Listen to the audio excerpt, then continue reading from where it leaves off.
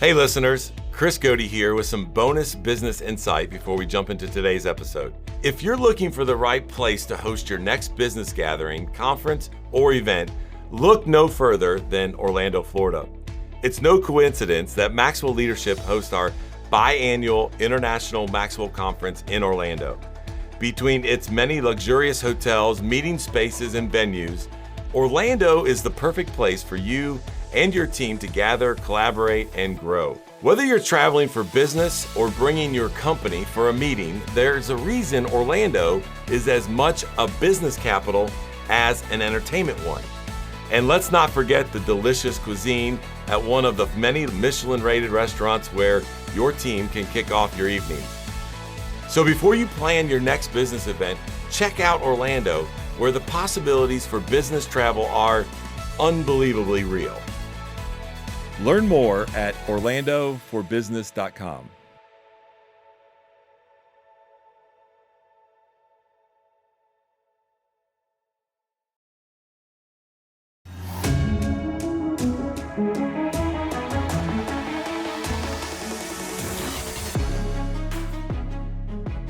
Welcome to the Maxwell Leadership Executive Podcast, where our goal is to help you increase your reputation as a leader, increase your ability to influence others, and increase your ability to fully engage your team to deliver remarkable results.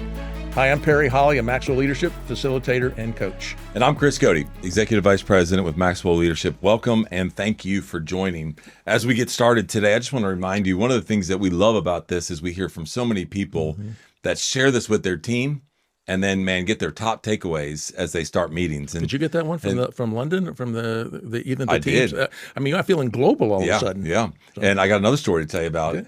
Even just walking in our office buildings, and I said something. They're like, "Hey, I know that voice." Use your podcast, with our leadership team. So really, just use this as a tool. We are doing this to add value to you and your teams, and that's a great way to help you develop your team without spending a ton of time preparing for it. Let them listen. Come to the meeting, give us your takeaway.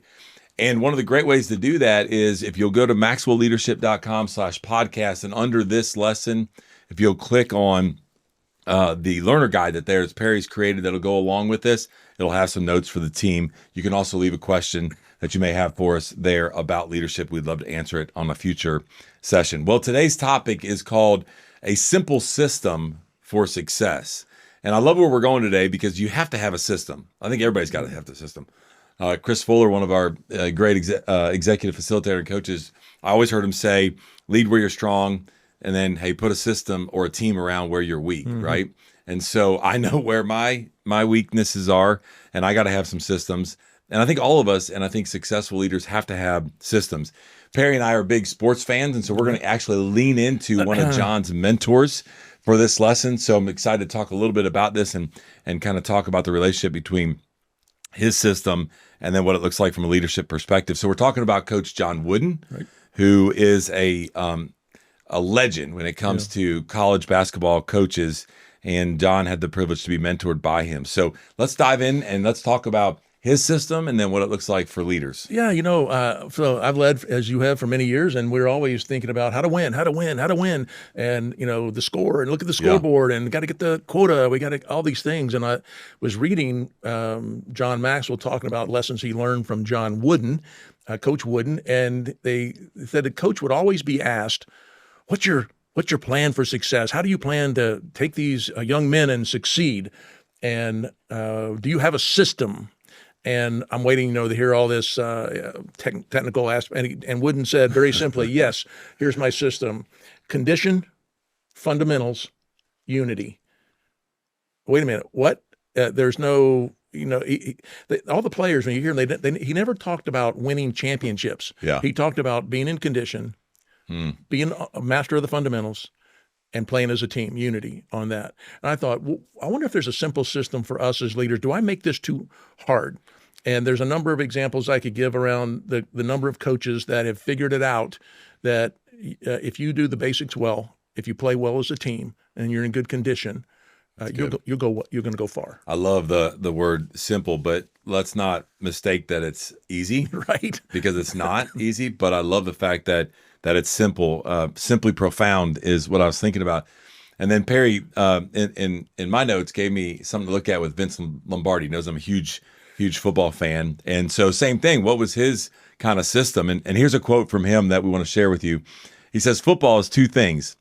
It's blocking and tackling. And I don't care about formations or new offenses or plays or trick defense. He says, you block and you tackle better than the team you're playing, you will win.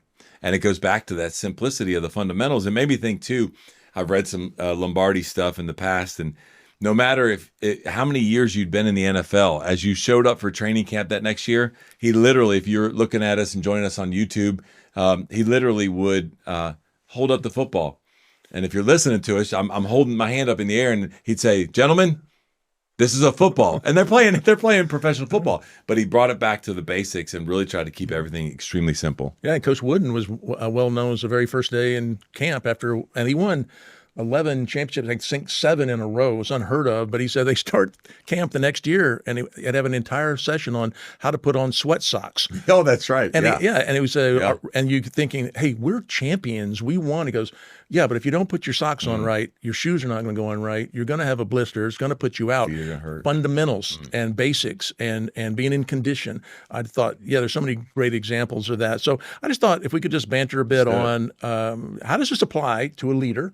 And are you, as a leader, trying to do too much? Do you have a simple system that tells people if we do these things, 3 to 5 things, we will be successful? Yeah. But we don't. None of these highly successful coaches talked one bit about winning a game or winning a championship or beating someone else. It was all about beating themselves from yesterday, being better than we were yesterday. Love it. And then when you do that on those fundamentals, you will be successful. So the first one was on Coach Wooden's was, are you in condition? Now, obviously, in basketball, football, and sports, it means physical conditioning. Are you in shape? Can you endure the challenges of a 60-minute game or, playing 3 times a week if you're in basketball?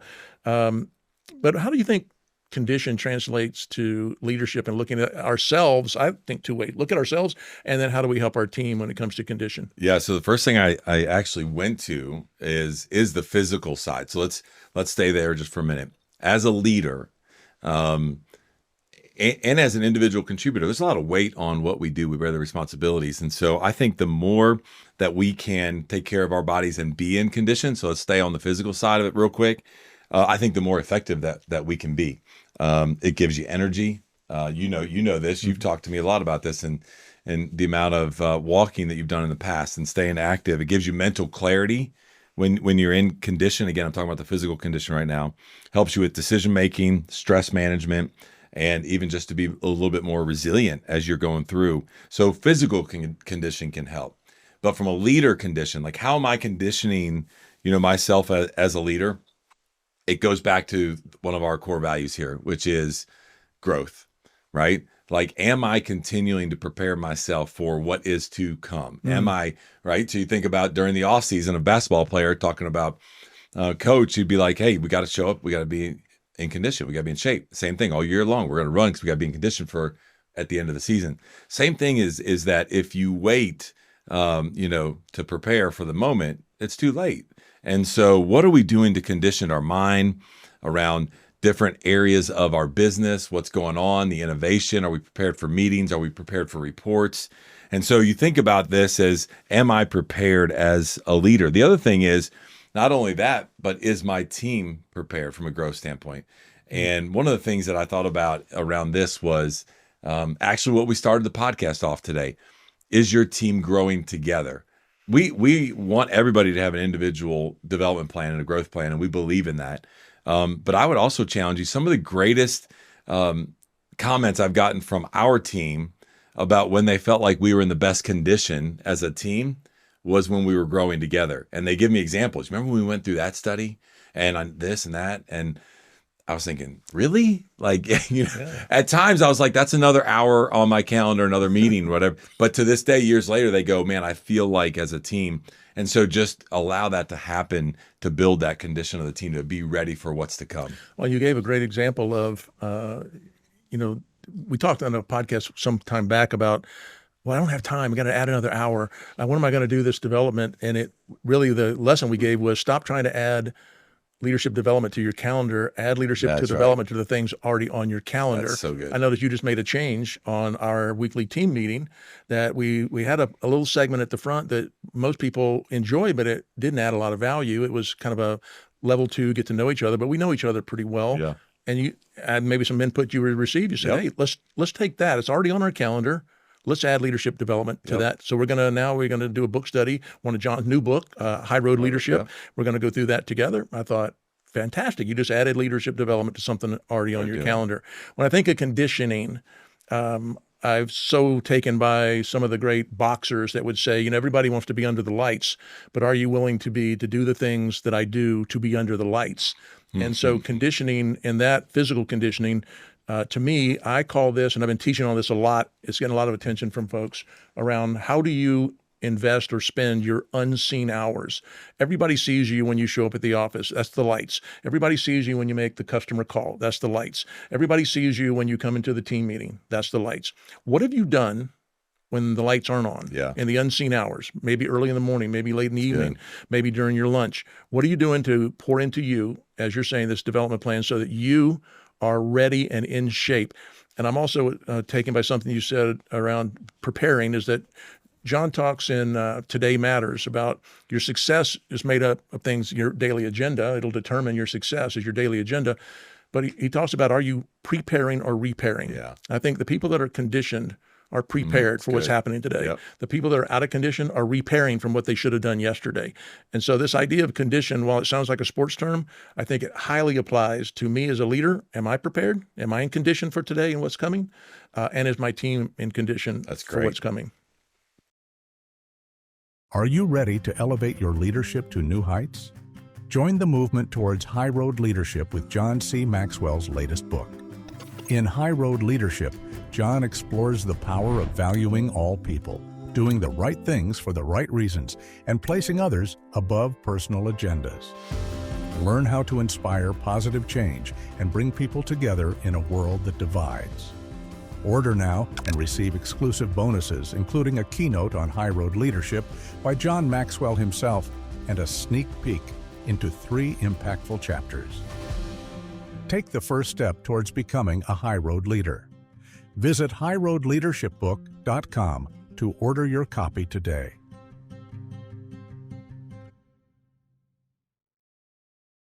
Second one is around fundamentals. And this one probably seems a little more obvious, I think, around how to apply it to leadership. But when you think about fundamentals for a leader to have a winning system, a system for winning, what are the fundamentals we're talking about? Well, let's talk about real quick. I want to go back because you made a comment and you were talking about, hey, how do we do this kind of as a team and what's going on in regards to, behind the scenes when the lights aren't on? What are we doing to build that? Again, we're taking this word of, are we conditioned to lead? Are we conditioned to be a team together? I go back to what I was thinking about was how we talk about a common language through the team, right?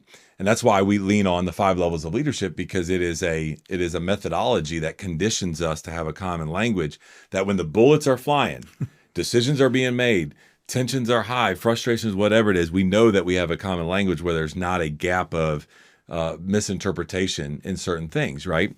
And so what I was thinking about in this was, man, that takes consistent work. It takes, to your point, in the off season, consistently getting up out of bed and running. It takes sometimes consistently shooting free throws to be in condition at the end to be able to do whatever. And in order to do that, I think if you really focus on that from a condition standpoint and you do it continuously, what's going to end up happening is it's going to form your thoughts and your feelings and your actions as a team. So I wanted to add that to that, because I think that is something that when we talk about the condition of the team, I wonder how many teams go through crisis mode and succeed because they were conditioned ahead of time as a team versus they weren't. And then what ended up happening to the team. It'd be an interesting study. It'd be hard to pull that out. But we did a really good job of talking about condition in regards to conditioning a basketball player, about leadership for the first half of our podcast. Well, that was all we had today.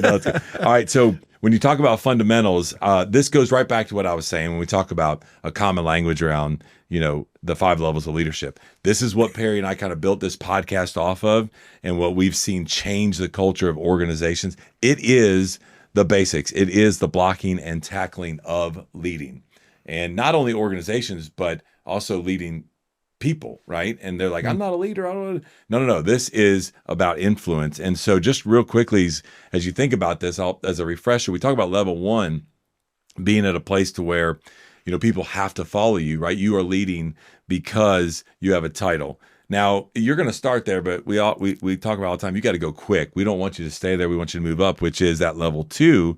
And these fundamentals are, do your people want to follow you? And that takes a lot of fundamental work, connecting with people, relating with people, understanding how they're wired, how do they need to be communicated to, how do they receive communication. That's a fundamental, but we got to know it at level 2 in order to be able to do that. Then at level 3, we got to produce. We have to lead by example as leaders. And you have led sales teams, in the sales world at a high level. And we joke around all the time where they take an individual contributor that's the number 1 sales on the team, and there's a leadership position open, and all of a sudden they take it. That may or may not be the right decision from a leadership perspective, but then they quit delivering, right? Like you still have to stay engaged at some point so you can lead by example and produce. It's a fundamental. And then we talk about at level 4, how are we developing our people? What does that look like? It's a fundamental. We have to develop and invest in our people. So anyways, that's kind of a little bit of a perspective using and tying it to the 5 levels of leadership and the framework and the methodology that people can use in organizations. Well, I think a fundamental is also, you talk about leading a sales team, is that I think back, we got so taken by, I got to win this deal. And that's about focusing on the winning, not on the fundamentals. What are the fundamentals of winning in sales, or winning in whatever role your team, people on your team are serving in? Could be I'm in the accounting department, I'm in marketing, I'm in operations, I'm in sales. What are the blocking and tackling of your role? One thing I've seen, I know I did this, we're so focused on the scoreboard, the lagging indicator. How are we doing? Well, at the end of the quarter, I'll tell you how we did. Yeah. And then if you miss, it's too late to do anything. So I started changing the focus on the fundamentals, the blocking and tackling, to leading indicators. Good. And we happen to know, because we track this to say, if we know as a salesperson in our organization for what we sell, if you make X number of prospecting calls a day, 1 or 2, you have X number of customer calls a day or a week.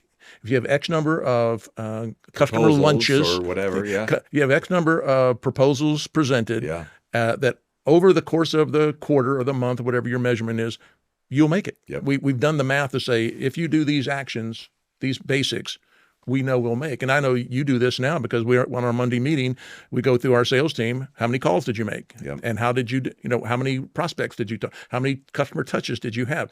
And that will give you an indicator of, are they doing the fundamentals?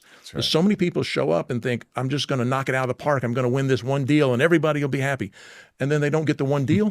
And guess what? They got nothing. So if you do the fundamentals, it'll be there. And so I think if you're in good condition, you're taking care of yourself, you got the fundamentals working, you're 2/3. I get where Coach Wooden's going, is that we're going to be winning if I'm doing the right things. Love that. So that perspective right there we shared with you, the fundamentals, the first part was for yourself and thinking about the model. And then Perry gave us the fundamentals for the team. Well, let's talk about the third component of a winning system, and it was unity for him. And you can be the best condition, you can be the best at the fundamentals, but man, and we like to talk about that as the culture, right? Like, what is that? Well, I shouldn't say culture, because you could not be unified and it's a culture, right? So maybe that's not the right word, but a unified culture where you're kind of playing as one, you're going to win together. You have I was watching real quick, I was watching the Atlanta Braves last night.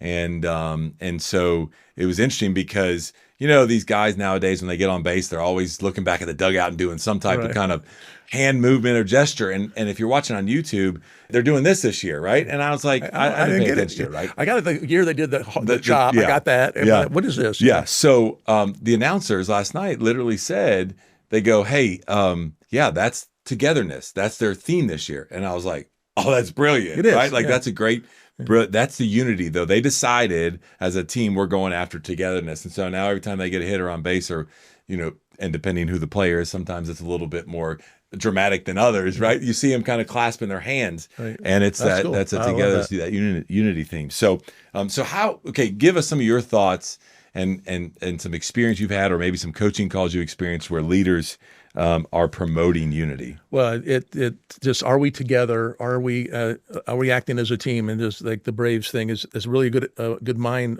like a word picture to say, are we together on this? What happens in a lot of cultures is we set up, we compete with each other. We don't complete each other. Now, competition, when it's healthy, is great. And if you come from a sales culture, there's always a little competition. But when salespeople realize that someone else on the team being successful doesn't take anything away from you, we can actually begin to develop influence peer-to-peer and work together to help each other. In a sporting environment, it would be somebody struggling, another person picking up their slack, helping them, coaching them, giving them feedback. I just love, you say culture but it's like you said, it's not just a default, it's a design culture. Yeah. We are going to work together. We are a team. We complete each other. And having that, everybody. One thing I didn't do early, but I did later, was I want you to know what your role and responsibility on this team. You should be clear. Everybody should know their roles and responsibilities. But do you know the other players' roles and responsibilities? So we actually go around the table and say, what is it you do? And why is that important to our mission? What is it you do? And why is that important to our mission? And I found that when other people realize the reason Chris is on the team is Chris brings this, and that makes us whole. That makes us one. And without Chris, we're lacking. And it may seem basic, but that's what Wooden is saying, is the basics here are simple. That's right. But they're easy. Jim Rohn would say, they're so easy to do, they're easy not to do. And my focus changes to the scoreboard and winning and beating someone. No. Come back to the basics. It's easy to do, but they're easy not to do. Man, listen, successful leaders, they implement systems. They have them. And when they're doing that, I was thinking to myself, I was like, what's the question that we're answering to build a system, right? Like, as a leader, you're sitting there thinking through something, and you're like, what is it? And what I wrote down here was how leadership is formally and informally exercised, staying to the sports theme for you, throughout our entire team, right? Like how is leadership exercised, throughout? And that will lead you back to a simple systems. And so going back to Coach Wooden, right? He's like, no, here are the three things. This is what leadership's going to look like. We're going to do these three things, and this is our simple system for success. And I think what we've seen in coaching in some organizations that do this really well, and some leaders that do this really well, I think when you do this, it sets extremely high expectations within the team on themselves, right? They're like, man, we are conditioned. We got the fundamentals. We are one. We're together. We're going to go and we're going to win a championship, whatever it might be. I think it builds loyalty. Mm-hmm. When you look back, again, using my example of the Braves last night, you look back at that bench, the whole bench is like, they're loyal to each other and they're committed to it. And then finally, and Perry and I are big about this, is that, man, it promotes teamwork. Mm-hmm. If you can't develop a system that's hard to explain, because not everybody's going to pick it up. That won't promote teamwork. That won't put togetherness. It's got to be simple. And the fact that Coach Wooden, one of the greatest coaches of all time, literally had 3 words is amazing. So successful leaders need to implement systems. I was thinking, now you're talking, when you want to hold people accountable for something, hold them accountable for their conditioning, hold them accountable for executing the fundamentals, and hold them accountable for unity on the team. And that's a culture development right there. When you see it working, compliment it. When it's not working, coach them up on how to do it. That's what Wooden would do, is that you're trying to be the best person on the floor, but we're not the best when you're on the floor. Yeah. So he would bring people in that work better as a team. Great stuff. Just a reminder, if you want to know more about our offerings, about others in our podcast family, if you want to get that learner guide, you may do all that at maxwellleadership.com/podcast. You can also leave us a comment or a question. We love hearing from you, and we're very grateful you spend this time with us. That's all today from the Maxwell Leadership Executive Podcast.